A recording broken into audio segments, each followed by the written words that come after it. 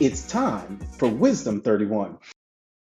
Grace and peace to you all. Elder Caleb Edge here. To my big brother overseer Alan Gray, I love you so much. Thank you for granting me this opportunity. To Lady Monica Gray, thank God for you. God bless you. And to the entire New Vision body, I'm so excited to be able to contribute to your Wisdom 31 journey. On day 26, we want to look at chapter 26 of Proverbs. And one thing must be understood even throughout the whole entire book of Proverbs during the duration of this wisdom literature. It is always important to remember that wisdom and the knowledge of God always starts with the fear of the Lord. Therefore, when the fear of the Lord is that foundation, wisdom can stand upon it. So we want to keep that in mind as we look into chapter 26, which gives us some very important information. It gives us the nature of a fool. It gives us the nature of a lazy individual, but it also talks about how the wise should avoid using their speech in the wrong manner. If you take time to look in verses 7 through 12, it gives you knowledge on what the nature of a fool is like.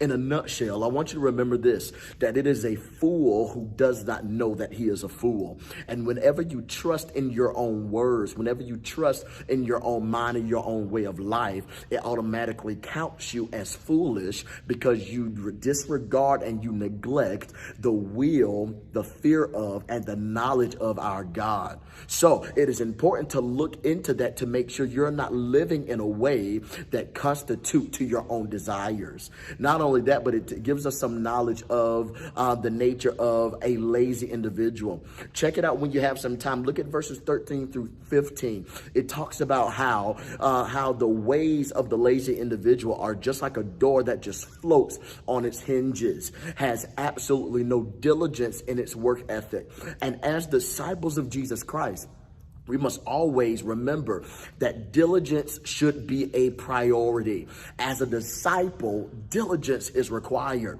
Every disciple should be diligent to the work that is granted unto him or her.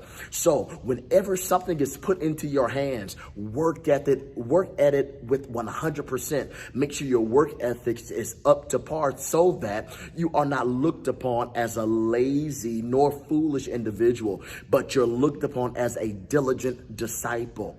Along with discipleship, we must understand that there is power in our speech. There is power in our words. And though we may not sin in fornication, though we may not sin with drinking and getting drunk or any of the common sins that the church typically looks at, we also have to be mindful that we are not participating in the sin of our speech.